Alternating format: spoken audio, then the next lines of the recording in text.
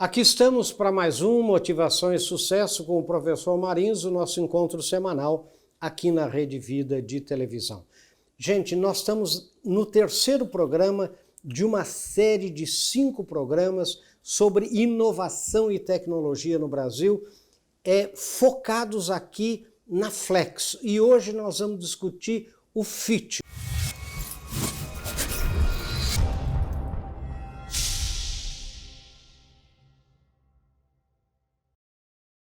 E é muito interessante, vocês vão conhecer o FIT aqui, né, de maneira um pouco mais aprofundada com o Carlos Oddi, e vocês vão ver que espetáculo que é você ter no Brasil um centro de pesquisa e tecnologia tão forte, né, tão avançado como a gente tem aqui na Flex, aqui no FIT da Flex. Então, Carlos, por favor, seja bem-vindo ao nosso programa.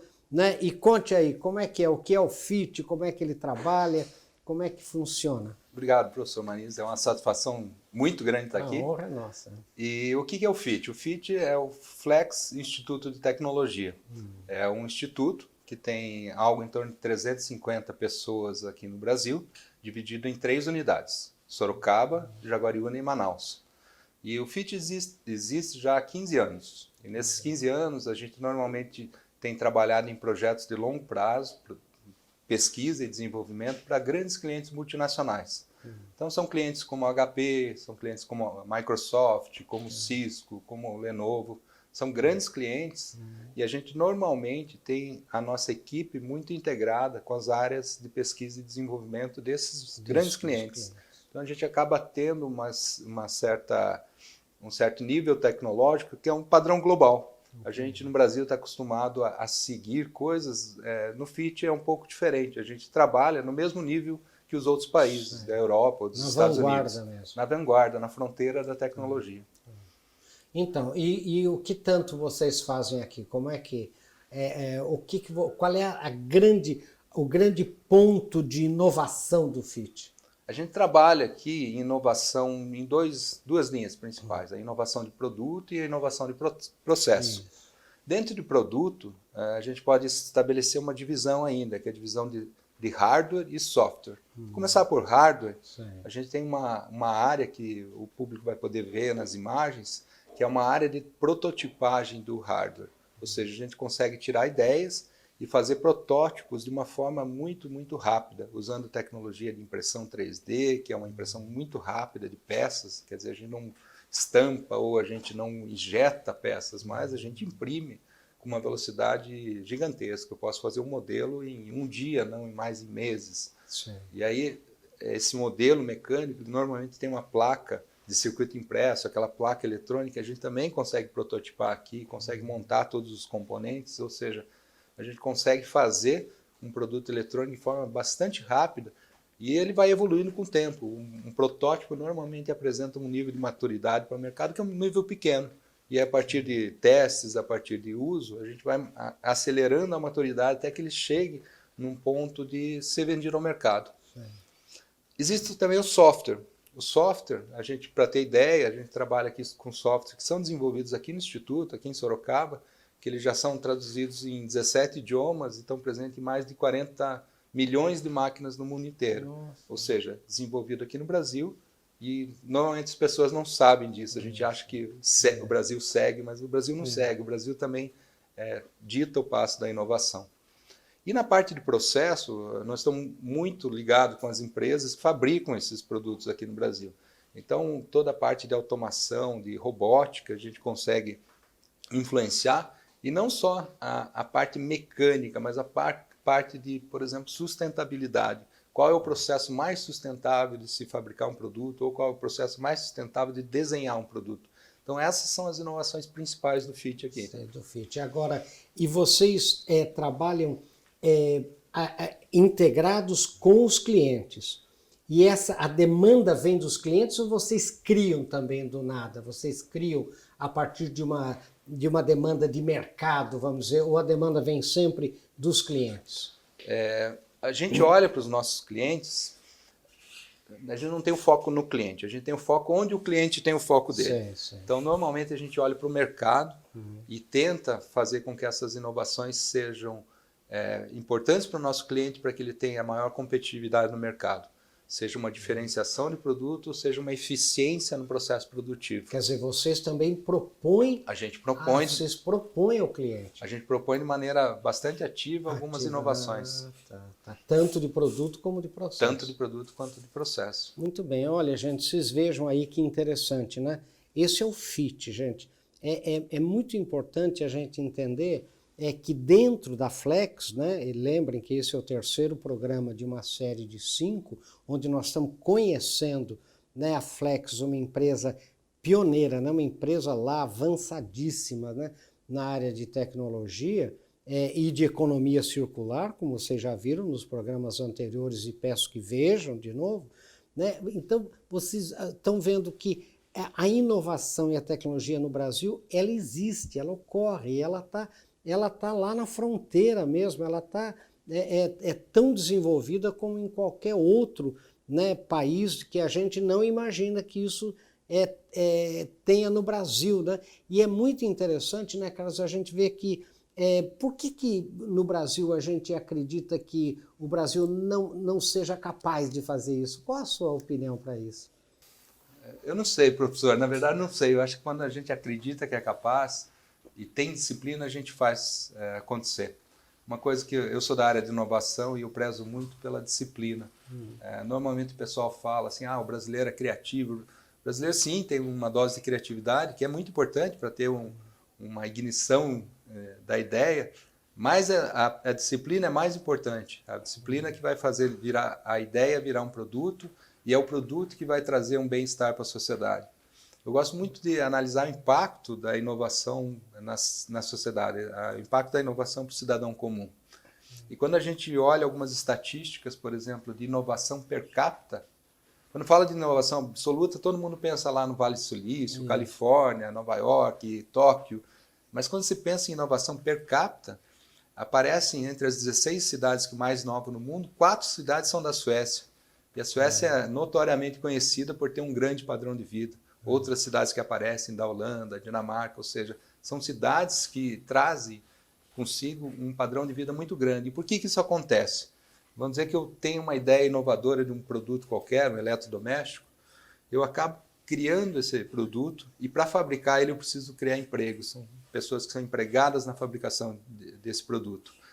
Para alimentar essas pessoas eu preciso restaurantes. Para transportar essas pessoas eu preciso ônibus ou preciso táxi. Ou seja, cada inovação que é criada numa cidade gera uma economia em torno dela e gera um bem-estar em torno dela. Imagine isso multiplicado por dezenas, centenas, milhares de inovações. Esse que é o ponto da inovação e, inclusive, nossa missão aqui no FIT é gerar prosperidade através da inovação. Olha aí, gente, olha que beleza. Agora nós vamos ver isso que eu queria perguntar bem para o Carlos, quer dizer, qual o impacto, por exemplo, das pesquisas com radiofrequência, dessas pesquisas, por exemplo, de inteligência artificial, qual o impacto na vida do cidadão, de nós, né, comuns, de nós mortais, vamos chamar assim, porque a gente também tem essa imagem, né, gente, que a tecnologia é uma coisa que não é para nós mortais. Vamos ver em seguida, gente.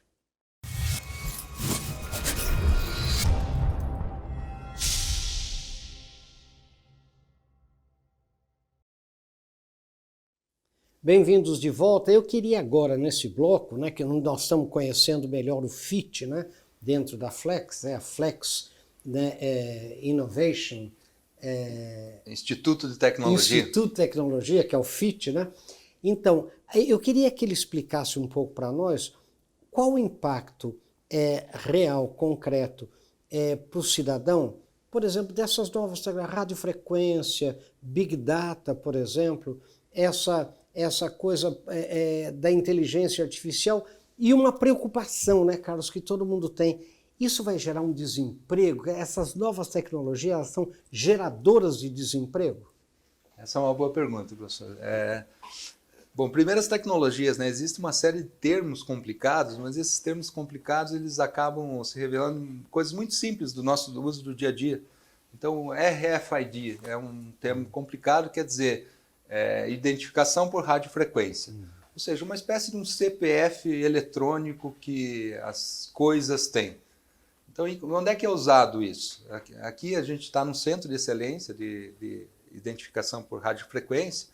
A gente desenvolve coisas, por exemplo, para o pedágio. Sabe aquela etiqueta que vai no para-brisa do carro e que você chega no pedágio, o pedágio abre automaticamente? Aquilo é um RFID. E aqui nesse instituto a gente desenvolveu tecnologia já desde os primeiras etiquetas a gente apoiou, e as etiquetas mais modernas a gente continua fazendo. Quer dizer, isso está permeado na sociedade, quase todo mundo tem, e é desenvolvido aqui. A gente vai ver aqui câmeras anecoicas, toda a parte de equipamentos eletrônicos para desenvolver isso. Ou seja, é um termo complicado, mas já está permeado no dia das pessoas. Já o Big Data, ou Big Data, quer dizer, uma tradução mais livre, assim, grandes dados, né? Ou grande volume de dados. O que acontece, professor? Antigamente era muito caro armazenar dados. Era muito caro. Então eu armazenava o mínimo de dados possíveis para executar determinada atividade. Com a evolução da tecnologia, com a evolução de hardware, começou a ficar muito mais barato.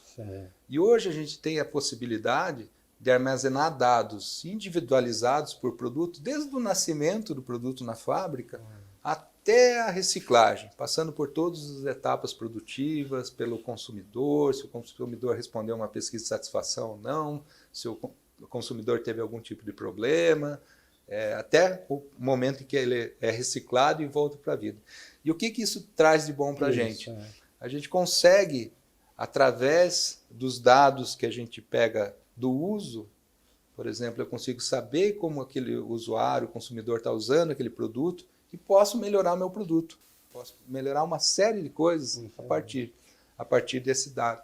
Então, a grande quantidade de dados organizados de uma forma coerente, de uma forma organizada, inteligente, faz com que a gente faça produtos melhores também. Isso é o que a gente...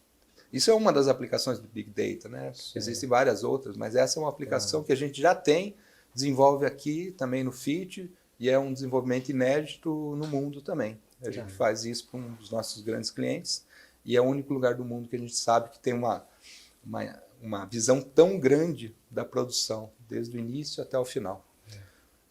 Outra tecnologia é inteligência artificial. Inteligência artificial tem um nome bastante complicado e até um pouco amedrontador, da ideia de que vai vir um robô em algum momento e vai substituir a gente. Na verdade, inteligência artificial pode ser entendido assim. Sempre que, desde o início, quando a gente faz programação de computador, a gente tem uma série de dados iniciais e a gente programa uma série de regras. A gente vai lá e fala, você tem que somar esse número com esse, soma aquele com aquele, divide e tal, e daí você tem um resultado final. O que a inteligência artificial nos permite? Ela permite que, a partir de um certo número de dados iniciais e de um certo número de dados finais, a inteligência artificial elabore as regras. Então eu não preciso mais ficar elaborando as regras porque tem um computador que faz isso por mim. E a inteligência tem sido usada muito bem, por exemplo, para a identificação de pessoas ou para a identificação de defeitos em fábrica em que a mente humana não consegue fazer as associações adequadas. Então, inteligência artificial é uma coisa que veio para ficar, já permeia a nossa vida, no Facebook, no Google, e todo mundo que usa internet já está permeando. Mas pensando no impacto em emprego, professor, toda tecnologia, ela a longo prazo, ela melhora a condição de vida das pessoas. Se a gente pensar lá em 1780, na Revolução Industrial, quando começou a ter inovação de uma forma um pouco mais expressiva, naquela época a nossa expectativa de vida era alguma coisa entre 35 e 40 anos. Hoje a gente está em 70. Isso tudo veio a partir das inovações que vieram ao longo desse tempo todo. E agora a gente tem novas coisas. A gente tem essa inteligência artificial, a gente tem robótica e tal, e elas vão criar um certo impacto. Mas esse impacto, ele logo vai ser substituído por uma melhoria de qualidade de vida.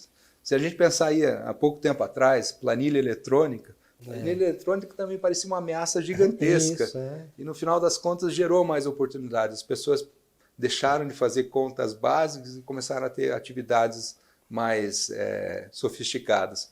Então, a minha visão é que a tecnologia ela não vem para acabar com os empregos, ela vem para melhorar a qualidade de vida. Vai ter um impacto? Vai ter um impacto. E é por isso que a gente se preocupa aqui também no Instituto em desenvolver tecnologias sustentáveis, tecnologias que geram empregos para as pessoas que vão ter um déficit de emprego por conta disso. Não, e é isso, gente. O interessante é que a sociedade, eu que sou antropólogo, que a gente estuda, né, através dos tempos, né, o ser humano através da história, você vê que sempre a sociedade ela se adapta, né, e descobre novos caminhos, né, que eram impensados antes a partir de tecnologia. Porque tecnologia, gente, do ponto de vista da antropologia, é um meio para você solucionar um problema, né, para você melhorar uma situação. Eu sempre contava, né, que eu, da minha altura, que eu sou baixinho, eu para pegar a lata de biscoitos em cima do armário, eu uso um banquinho. Né? A minha tecnologia para pegar a lata de biscoito, isso não me autoriza a fabricar banquinhos para que outros peguem suas latas de bolacha, né, de biscoito, porque, primeiro, que talvez não sejam burros como eu, que da minha altura coloque a lata de bolacha de biscoito lá em cima, né? E segundo, que a pessoa pode não comer biscoito. Então, o que eu digo é o seguinte, essa engenharia reversa que a gente fala, né, de ver a necessidade lá, né, ver como é que o ser humano ele vai se comportar e trazer a tecnologia para cá, quer dizer, o que pode facilitar, o que pode melhorar o meio ambiente, o que pode melhorar a expectativa de vida, é isso que a gente vê que a tecnologia hoje moderna faz. Então, a gente, pelo que o Carlos está falando, e nós vamos ver no próximo bloco também, a gente tem que perder o medo, né, da tecnologia. Pelo contrário, a gente tem que entender a tecnologia como a serviço, né, da qualidade de vida. Vamos ver um pouco mais em seguida.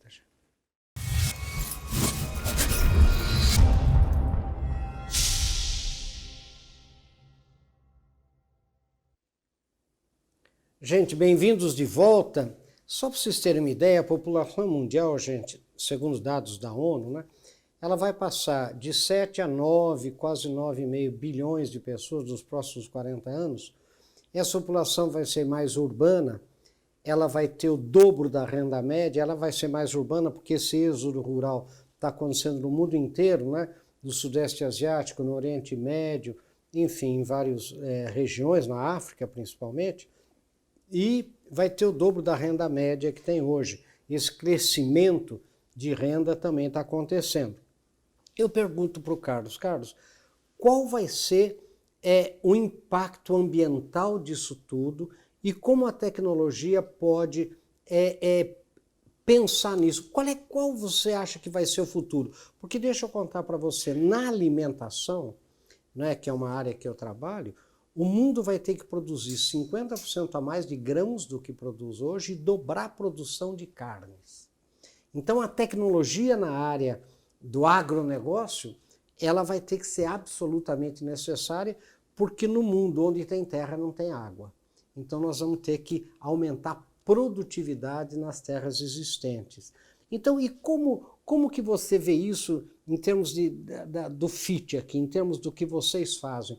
Qual vai ser o grande desafio do médio e do longo prazo? Professor, sem dúvida existe um desafio grande, né? Médio, longo prazo, 30 anos, por aí, que a gente tem que pensar agora, porque se não pensar agora, não vai resolver. Pensando agora, a Terra do jeito que está, com o número de habitantes de hoje, com o grau de instrução e com a receita de hoje, a gente usa mais ou menos 1,7 vezes o que o planeta consegue recompor de maneira automática. Ou seja, a gente já está numa espécie de um cheque especial, utilizando mais recursos do que a Terra é capaz de repor. Se a gente tivesse o mesmo padrão de vida americano, se toda a população tivesse o padrão de vida americano, hoje a gente gastaria 5 planetas. A gente não tem 5 planetas, né? Então, assim, e agora pensando alguns bilhões a mais no mercado de consumo, isso vai criar uma pressão muito grande no meio ambiente, e já existem estudos que mostram que metais, por exemplo, as reservas conhecidas de metais vão se extinguir em 10, 20, 30 anos. E metais que a gente conhece no nosso dia a dia, aí, cobre, níquel, manganês, coisas que são mais ou menos do dia a dia industrial, as reservas conhecidas vão se exaurir. Então isso pode começar a gerar instabilidade de preços e tal, e isso tudo é um desafio muito grande. E aí a gente tem que pensar a inovação não só tecnológica, mas pensar a inovação na maneira de produzir e na maneira de consumir. Esse é o espaço em que nasce a economia circular. A economia circular, em palavras mais simples, quer dizer o seguinte: eu extraio o recurso da natureza e mantenho ele circulando na sociedade. E ele pode manter circulando na forma do reuso, eu posso reutilizar um computador, por exemplo, eu posso reciclar, eu posso reparar esse produto, ou seja, utilizar o máximo possível ele e nunca devolver para a natureza. O lixo, de volta, o lixo é um erro de design. Então essa é uma inovação que precisa ser feita, que a gente tem que deixar de lado um pouco aquela inovação técnica e tal, que a gente vai falar ainda sobre inteligência artificial, robótica e tal, e a gente tem que pensar na população. A gente tem que pensar que um mundo sustentável precisa ter economia, precisa ter meio ambiente, precisa ter sociedade. Sem as três coisas trabalhando em conjunto, a gente não vai ter um futuro bom. Então a gente precisa pensar, e é uma coisa de inovar. A economia circular começou agora, a economia linear, que é o contraponto dela, começou em 1780 com a Revolução Industrial. Então praticamente tudo que a gente precisa fazer agora é inovação para conseguir recuperar esse tempo. Agora, Carlos, isso significa frear o progresso, o desenvolvimento, ou acelerar de maneira mais inteligente, ou continuar acelerando de maneira mais inteligente? Porque quando a gente fala assim, nós temos que dar, a impressão que tem é que nós temos que voltar para situações, pelo contrário, não é? Pelo contrário, assim, a economia circular é uma maneira que, tecnicamente, ele desacopla a utilização de recursos naturais do crescimento econômico. Desde a Revolução Industrial, para crescer a economia, a gente precisa crescer o uso de recursos. Cresce a economia, cresce o uso de recursos. E a economia circular permite com que o crescimento econômico continue num ritmo bom, num ritmo até mais forte, e a utilização de recursos naturais decaia. Então essa é uma forma inteligente de crescer. E como que radiofrequência, como que pode ajudar nisso tudo, essas novas tecnologias? Essas novas tecnologias elas já vão impactar hoje, amanhã, depois da manhã. Elas são muito rápidas, né? A gente tem casos, por exemplo, de já embalagens inteligentes. Não são mais produtos inteligentes, são embalagens inteligentes, que podem ter radiofrequência ou não, mas que me permitem o rastreamento do produto desde que ele está na fábrica até o final de vida dele. E permite dizer o seguinte: olha, eu sou uma caixa feita de papelão e eu tenho que voltar para aquele depósito. Então, no caso da alimentação que o senhor citou, ele pode avisar o consumidor: olha, daqui 10 dias eu vou vencer, então me consuma, está na hora de me consumir, alguma coisa assim. Essa ideia de embalagens inteligentes já é uma coisa que é realidade, não é futuro. A gente já tem casos aqui estudados no FIT que aplicam isso. Maravilha. Então, gente, vejam que ou seja, a gente não precisa ter medo da tecnologia, pelo contrário, o que a tecnologia, ela vai daqui para frente, pelo que nós estamos vendo aqui, que é o que a Flex está fazendo, né, e o FIT está fazendo, trazendo o futuro para hoje, né, para essa realidade, quer dizer, pensar desde a concepção de um produto, né, quais os efeitos que esse produto vai gerar lá na sustentabilidade ambiental, mas isso não significa, gente, atrasar o desenvolvimento tecnológico. Tem muita gente que fala, nós temos que voltar a ser como no tempo antigo. Quer dizer, o tempo antigo ele era mais predador do meio ambiente, às vezes, do que com tecnologias inteligentes e modernas, essas que estão sendo desenvolvidas aqui. Então, gente, acompanhe o nosso próximo programa e tem mais um ainda, né? Porque a gente está conhecendo, né, o futuro hoje aqui na Flex em Sorocaba e com esse potencial que a gente tem de desenvolvimento tecnológico e de inovação no Brasil inteiro. Sucesso! Até o nosso próximo encontro, se Deus quiser.